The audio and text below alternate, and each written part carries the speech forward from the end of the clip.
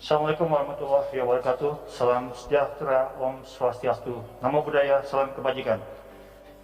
Edisi ketiga Kemenpan News Update kali ini akan membahas dan memberikan konferensi pers mengenai pengadaan calon aparatur sipil negara tahun 2021 yang akan disampaikan oleh Bapak Menteri PAN RB Cahyokumolo dengan didampingi oleh PLT Deputi SDM Aparatur Bapak Teguh Wejinarko. Untuk itu, kepada Bapak Menteri PAN RB Cahyokumolo, kami persilakan Bapak.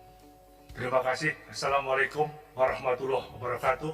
Selamat pagi, salam sejahtera untuk kita semuanya. Saya akan membagi dua sesi. Secara umum ingin saya sampaikan, kemudian nanti secara teknis dari Deputi SDM akan menyampaikan kepada teman-teman sekalian berbagai informasi ini. Yang pertama, bahwa berkaitan dengan mekanisme pengadaan ASN, pemerintah daerah telah menyampaikan usulan kebutuhan ASN dengan mempertimbangkan analisis jabatan dan analisis beban kerja. Kemudian Kementerian PAN RB menetapkan kebutuhan ASN nasional dengan mempertimbangkan masukan dari Menteri Keuangan dan Kepala BKN. Pengumuman seleksi, pelaksanaan seleksi administrasi, pelaksanaan seleksi kompetensi dasar dan seleksi kompetensi bidang itu dilakukan oleh BKN. Panitia Seleksi Nasional Panselnas menetapkan hasil akhir seleksi. Kemudian penetapan nomor induk kepegawaian oleh BKN dan pengangkatan pegawai. Ini tahapan-tahapan yang ingin kita sampaikan. Total kebutuhan ASN tahun 2021 sebanyak 1.275.384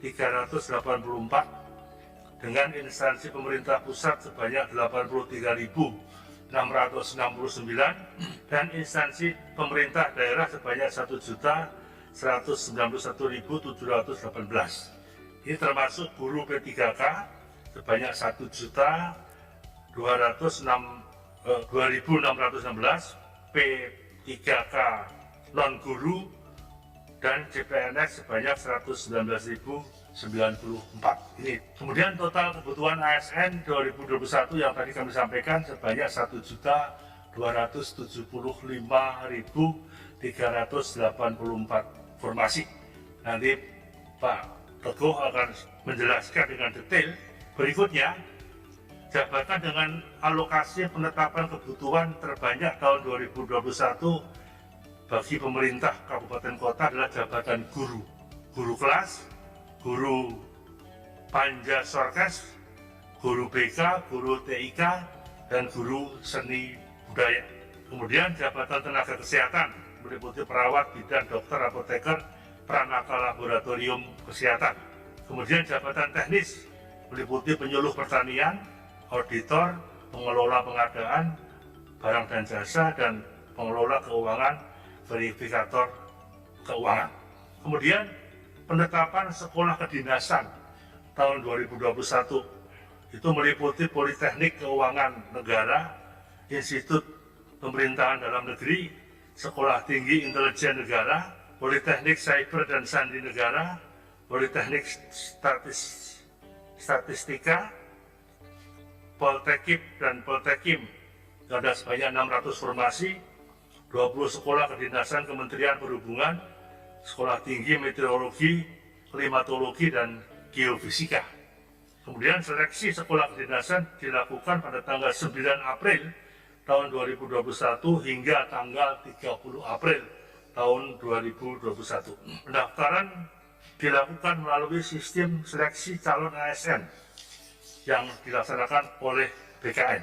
Dan pada tahun ini Kementerian PAN RB bersama BKN masih belum menentukan lokasi seleksi nanti yang akan diadakan, tapi pada intinya seleksi dilakukan dengan menggunakan komputer assisted test yang dikoordinasikan oleh BKN. Seleksi ini dilakukan di kantor pusat BKN, Kanrek, dan UPT BKN, dan lokasi mandiri yang diselenggarakan oleh sekolah kedinasan. Kemudian rencana pelaksanaan seleksi P3K guru nanti Pak Teguh akan menjelaskan. Kemudian secara prinsip bahwa pendaftaran seleksi guru P3K tahun 2021 dilakukan melalui sistem seleksi calon ASN yang dilaksanakan oleh BKN. Kemudian seleksi dilakukan dengan sistem CAT dan dilaksanakan melalui UNBK Kemendiknas, di mana lokasi pelaksanaan seleksi ini masih belum dapat ditentukan karena panitia seleksi masih harus mempertimbangkan jumlah dan sebarannya. Kemudian seluruh kegiatan seleksi guru P3K diselenggarakan dengan tetap memperhatikan protokol kesehatan. Ini prinsip berpedoman pada keputusan Menteri Kesehatan nomor HK 0107/Menkes/2020 tentang protokol kesehatan bagi masyarakat di tempat dan fasilitas umum dalam rangka pencegahan dan pengendalian coronavirus disease yang ada. Kemudian beberapa teknis nanti dokumen yang disampaikan oleh Pak Teguh, tapi pada hal yang menjadi sifat ketentuan umum untuk seleksi CPNS, setiap WNI dapat melamar menjadi CPNS dengan batas usia paling rendah 18 tahun dan paling tinggi 35 tahun pada saat mendaftar. Jabatan CPNS dapat dilamar dengan batas usia paling tinggi 40 tahun saat pelamaran, meliputi dokter gigi dengan kualifikasi pendidikan, dokter spesialis dan dokter gigi spesialis. Kemudian dokter pendidik klinis ini juga menjadi titik perhatian kita bersama. Kemudian beberapa aturan teknis nanti Pak Teguh akan menyampaikan bagaimana pelamar tidak boleh diberhentikan, kemudian pelamar tidak berkedudukan sebagai CPNS, pelamar memiliki pendidikan sesuai dengan persyaratan jabatan, dan lain-lain sebagainya, termasuk ketentuan umum seleksi P3K non-guru tahun 2021. Nanti Pak Deputi SDM akan menjelaskan secara rinci untuk diketahui oleh teman-teman sekalian. Jenis formasi khusus dalam pengadaan PNS dan P3K non-guru tahun 2021 pada pemerintah daerah adalah putra-putri lulusan terbaik, jumlah sesuai kebutuhan, penyandang disabilitas, jumlah minimal 2% dari formasi, dan diaspora jumlahnya sesuai dengan kebutuhan yang ada. Dan tahun ini Pak NP bersama BKN masih belum menentukan lokasi seleksi yang diadakan, tetapi pada intinya seleksi itu dilaksanakan di kantor pusat BKN, kantor regional BKN, dan unit pelaksana teknis UPT BKN, dan tempat-tempat tes tambahan baik itu yang dibiayai BKN maupun dibiayai mandiri oleh beberapa instansi terkait. Saya kira demikian secara umum yang ingin kami sampaikan. Nanti secara detail saya persilakan langsung saja pada Pak Teguh untuk menambahkan hal-hal yang tadi belum saya sampaikan. Sekian, terima kasih. Wassalamualaikum warahmatullahi wabarakatuh. Kami persilakan kepada Bapak PLT Deputi SDM Aparatur Kementerian PRB, Bapak Teguh untuk menyampaikan tambahan. Silakan Bapak. Baik, Assalamualaikum warahmatullahi wabarakatuh. Mohon izin Pak Menteri, barangkali ada beberapa tambahan yang ingin saya sampaikan lebih detail dari apa yang disampaikan oleh Pak Menteri. Yang pertama, bahwa tanggal 9 ini adalah tanggal dimulainya pendaftaran untuk sekolah kedinasan dan akan dimulai nanti sampai dengan akhir bulan Mei ini. Ini. Kalau kita lihat dari sisi informasinya, ada beberapa 8 sekolah kedinasan, 8 kementerian lembaga yang membuka sekolah kedinasan. Untuk Politeknik Keuangan pada tahun ini membuka sekitar 275 formasi. Kemudian untuk Kementerian Dalam Negeri atau Institut Pemerintahan Dalam Negeri (IPDN) akan membuka sekitar 1.164 formasi. Kemudian untuk Sekolah Tinggi Intelijen Negara yang dikelola oleh BIN membuka sekitar 250 formasi. BSSN, Politeknik Cyber dan Sandi Negara itu membuka sekitar 100 formasi. Kemudian untuk Politeknik Statistika Tostis yang dikelola oleh BPS membuka 600 formasi, dan Kementerian Hukum dan HAM ada Poltekkip dan Poltekkim itu ada 600 formasi. Kemudian Kemenhub ada 21 sekolah kedinasan di Kemenhub ini, karena banyak sekali maka jumlah formasinya pun cukup banyak, yaitu 3.210 formasi. Terakhir adalah Sekolah Tinggi Meteorologi dan Klimatologi dan Geofisika yang dikelola oleh BMKG berjumlah sekitar 265 formasi. Kalau kita lihat dari sisi formasi yang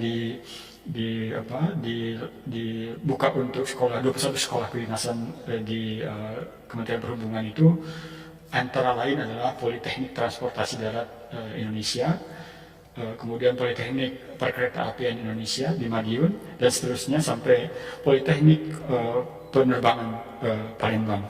Jadi ada 21 sekolah kedinasan. Jadwal seleksinya akan dimulai jadwal pendaftarannya akan dimulai pada bulan ini 9 sampai tanggal 30 April. Ya, 9 April sampai tanggal 30 April. Seleksinya seperti itu. Lokasi seleksinya belum ditentukan oleh Kementerian PANDB. Mungkin nanti akan berkoordinasi dengan BKN. Pada intinya tadi sudah disampaikan oleh Pak Menteri, akan dilakukan di kantor pusat BKN, kantor regional atau UPT BKN, atau lokasi mandiri yang ditetapkan oleh sekolah kedinasan. Kalau kita lihat juga ada sekitar 34 stasiun CAT BKN yang nanti bisa dilihat dari mulai di DKI sampai dengan di BKN Sorong, UPT-nya BKN Sorong. Ini ada 34. Ya, jadi di sinilah kira-kira letak lokasi seleksi BKN nanti di sekolah kedinasan di BKN. Dalam kaitan dengan seleksi ini, tentunya kami tidak akan lepas dari protokol kesehatan yang dikeluarkan oleh Kementerian Kesehatan. Sebelum ini kami juga selalu berdiskusi dengan Kementerian Kesehatan, dengan BNPB terkait dengan protokol ini. Kemudian tentunya untuk persiapan ini tentunya setiap warga negara memiliki kesempatan untuk ikut yang memenuhi syarat tentunya. Ada beberapa hal yang perlu dipersiapkan bagi para calon pelamar itu sebelum mendaftar, yaitu pas foto, kartu KTP, kemudian kartu keluarga, ijazah, surat keterangan lulus atau raport SMA sederajatnya, dan dokumen lain yang memang diperlukan oleh diperlukan untuk masing-masing instansi. Jadi masing-masing sekolah kedinasan nanti memiliki semacam persyaratan tertentu yang memang spesifik untuk sekolah kedinasan itu. Dalam kaitan ini juga instansi yang mengelola sekolah kedinasan harus juga mempersiapkan berbagai aspek terkait dengan pendaftaran dan seleksi. Mulai dari mekanisme seleksi yang memperhatikan protokol kesehatan, kemudian membentuk panitia seleksi instansi, menerapkan prinsip kompetitif, adil, objektif, transparan, bersih dari KKN dan tidak dipungut biaya. Ini yang perlu diperhatikan adalah tidak dipungut biaya. Jadi pada semua calon-calon yang ingin mendaftar, bahwa sekali lagi pendaftaran ini tidak dipungut biaya. Kemudian kalau untuk calon guru, memang seperti yang disampaikan oleh Pak Menteri tadi, ada kira-kira untuk 34 provinsi itu ada kira-kira 128.656 formasi. Kemudian untuk kabupaten kota sekitar ada 504 pemerintah kabupaten kota yang mengusulkan, ada sekitar 418.370 formasi. Pendaftaran akan dimulai bulan Mei sampai dengan Juni. Jadi nanti dilakukan seleksi tahap 1 itu di bulan Agustus. Kemudian setelah itu kita ingin nanti setelah seleksi yang mereka yang lulus langsung diproses ya, diumumkan, kemudian dilakukan pemberkasan dan penetapan NIP-nya oleh BKN. Setelah itu baru masuk ke tahap seleksi kedua, gitu. Terus selanjutnya seperti itu. Jadi mereka yang mendaftar di guru P3K ini diberikan kesempatan untuk 3 kali tes. Nah, pengaturannya seperti apa nanti akan kita lihat dengan Kementerian Pendidikan dan Kebudayaan. Jadi diharapkan nanti pada bulan Januari itu sudah selesai semuanya. Kalaupun nanti ada sisa formasi untuk tahun ini, maka akan dialihkan pada tahun depan. Kemudian tentunya ada beberapa hal yang perlu diingat bagi mereka guru P3K yang mendaftar tahun ini. Maka pendaftaran itu harus tetap melalui sistem seleksi calon ASN, ya, dari melalui SSCASN BKN. Saya kira ini sudah sangat dikenal oleh Bapak sekalian. Jadi masuk ke sana ke BKN bisa kita buka sistem seleksi calon ASN untuk guru P3K. Kemudian lokasi seleksinya di mana?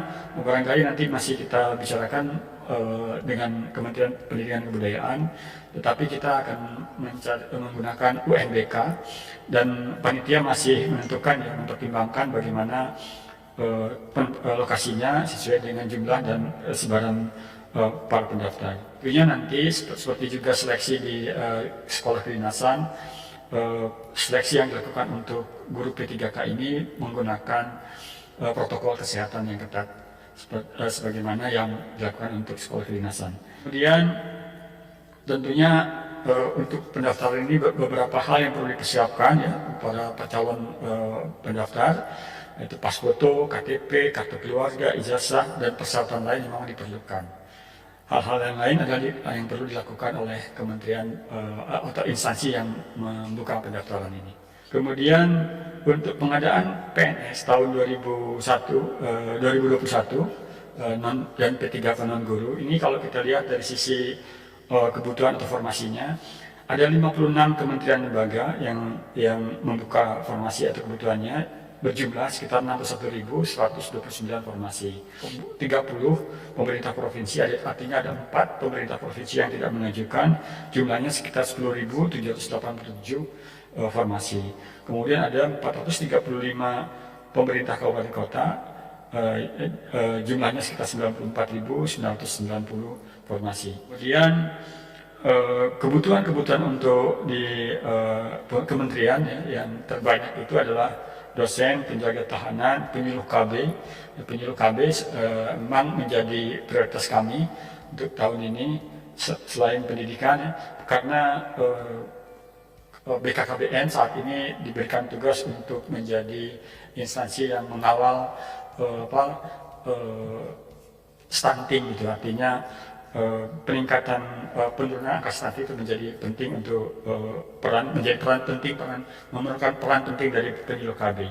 Karena itu kami berikan sedikit lebih banyak formasinya. Dan ada beberapa lain lagi, masih analisis perkara peradilan terkait dengan masalah hukum, saya kira menjadi prioritas juga, pemeriksa, dan kemudian perawat, dan analis hukum pertanahan, dan jaksa ini terkait dengan masalah pertanahan, sekali lagi dengan hukum juga, tenaga kesehatan, statistisi, perangkat komputer, ini banyak dibutuhkan dalam kaitan dengan penerapan TIK, kemudian pengawasan farmasi dan makanan, penyuluh perikanan dan perencanaan.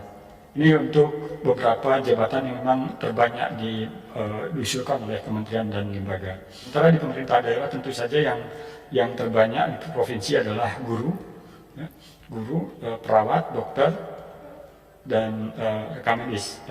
Mohon maaf, untuk ini tidak ada guru, tapi guru sudah dialokasikan 1 juta yang di atas tadi. Ini adalah yang terbanyak adalah tenaga kesehatan, adalah perawat, dokter, asisten apoteker, rekam medis, dan apoteker. Kemudian untuk jenis teknisnya, kembali perangkat komputer karena memang kebutuhan kita dalam kaitan dengan TIK, kemudian polisi kehutanan, pengawas benih tanaman, pengelola keuangan, dan pengelola pengadaan barang dan jasa. Ini saya kira sejalan dengan apa yang diarahkan oleh Pak Menteri tadi, bahwa Pak Presiden ingin seleksi ini difokuskan pada tenaga-tenaga yang memang langsung terjun ke lapangan untuk ikut mendorong proses pembangunan. Dan juga untuk di kabupaten kota masih sama dengan di provinsi. Tentunya Bapak sekalian nanti ada ketentuan-ketentuan umum dalam kaitan dengan seleksi ini yang harus dipenuhi oleh setiap calon pelamar gitu ya. Jadi tentunya satu saja kalau ketentuan-ketentuan tidak dipenuhi maka sistem akan menolak. Oleh karena itu saya kira bagi semua yang ingin mendaftar barangkali persiapkan semua dulu dokumen-dokumen yang diperlukan, sehingga setelah siap semua barulah kita mendaftar. Jangan sampai kalau misalkan perlu scan dulu semuanya yang pada saat itu, tetapi semua dipersiapkan dulu, setelah itu baru mendaftar. Jadi kira-kira ada beberapa ketentuan umum ya yang bisa kita lihat. Misalkan kalau untuk CPNS itu tentunya umurnya antara 18 tahun sampai dengan 35 tahun. Perlu dilihat lagi kalau Bapak sekalian di atas usia 35 tahun, tentunya nanti harus cari formasi yang dapat diisi oleh P3K. Kemudian untuk jabatan dokter, kecuali jabatan dokter ya, usianya paling tinggi dalam 40 tahun ya, dokter umum, dokter gigi, kualifikasi pendidikan dokter spesialis, ya. Kemudian dokter pendidik klinis, dan dokter peneliti perekayasa dengan kualifikasi strata 3 atau dokter. dan yang lainnya. Saya kira banyak yang perlu kita perhatikan terkait dengan ketentuan-ketentuan umum. Kemudian tentunya untuk ketentuan P3K ini usianya paling rendah 20 tahun dan paling tinggi 1 tahun sebelum batas usia tertentu ya di pensiun, katakan seperti itu. Kemudian dan persyaratan-persyaratan lain saya kira yang bisa Bapak sekalian nanti lihat di ketentuan umum P3K. Pada tahun ini juga kita masih membuka formasi khusus. Ya. Formasi khusus ini terkait dengan lulusan putra-putri terbaik, lulusan terbaik yang memperoleh cum laude ya, dari perguruan tinggi dengan akreditasi A. Tentunya kita mencari orang-orang yang terbaik itu, dan kemudian untuk pusat ya, kemudian penyandang disabilitas sesuai dengan undang-undang kita harus menerima sekitar 2% dari formasi. Kemudian diaspora, ini juga tergantung nanti masing-masing instansi apakah memang memerlukan diaspora. Kemudian putra-putri Papua dan Papua Barat, saya kira ini setiap tahun kita buka untuk mereka. Jadi setiap instansi pemerintah juga diminta untuk membuka formasi khusus ini untuk orang-orang Papua dan Papua Barat. Kemudian formasi lain yang khusus yang kita tentukan kemudian sesuai dengan nilai strategis kebutuhan itu. Untuk daerah tentunya sama, cum laude, formasi khusus untuk cum laude, kemudian penyandang disabilitas minimal 2% dan diaspora. Kemudian ada beberapa hal saya kira yang terkait dalam kaitan dengan disabilitas. Memang saya katakan tadi kita memenuhi aturan bahwa 2% dari formasi itu harus diisi oleh penyandang disabilitas. Namun demikian Bapak sekalian, untuk mengantisipasi kalau saja tidak ada yang mengisi formasi itu, maka formasi ini setelah nanti diumumkan tidak dapat diisi, maka bisa dilakukan optimalisasi. Artinya bisa diisi oleh mereka yang di luar dari formasi khusus ini. Kira-kira pendaftaran akan dimulai pada bulan Mei sampai dengan Juni, sama dengan pendaftaran untuk P3K guru. Kemudian seleksinya akan dilakukan pada bulan Juli sampai dengan Oktober, karena banyak sekali tahun lalu kita memperoleh sekitar 4 juta pelamar ya, dan proses seleksinya juga dilakukan cukup lama. Kemudian nanti pengumumannya akan dilakukan pada bulan November, dan tentunya setelah pengumuman ini nanti akan dilakukan pemberkasan dan penetapan NIP-nya. Dan tentunya nanti bagaimana lokasinya, saya kira nanti seperti tahun lalu kita juga sudah menerapkan lokasi di 34 kantor regional BKN, di UPT-nya juga, dan mungkin kalau misalkan dilakukan di lokasi-lokasi lain juga barangkali kita bisa rancang demikian rupa. Seperti juga tahun lalu, maka tahun ini seleksi harus dilakukan dengan protokol kesehatan yang betul-betul ketat. Ya. Saya kira sementara waktu itu yang bisa kami sampaikan, kurang lebihnya mohon maaf. Assalamualaikum warahmatullahi wabarakatuh. Terima kasih Bapak Dipuri dan terima kasih kepada Bapak Menteri PAN-RB. Ada tambahan dari Bapak Menteri, kami persilakan Bapak. Yang pertama, mohon teman-teman media dan teman-teman calon CPNS bisa sharing bahwa hati-hati terhadap siapapun, perorangan, kelompok mengatasnamakan siapa yang sifatnya calo. Ini prosesnya terbuka. Sistemnya juga tidak ada peluang apapun untuk adanya KKN. Jadi hati-hati terhadap kelompok-kelompok calo yang sekarang sudah mulai gentayangan mencari sasaran. Jangan percaya. Yang percaya ikuti website PAN-RB dan website daripada BKN, termasuk yang 1 juta P3K guru, websitenya Kemendiknas. Demikian, terima kasih atas dukungan dan perhatiannya. Selamat siang. Terima kasih Bapak Menteri. Demikian mungkin diperlihatkan kembali bahwa Bapak Ibu supaya berhati-hati dengan adanya penipuan menjelang penerimaan CPNS. Terima kasih. Assalamualaikum warahmatullahi wabarakatuh.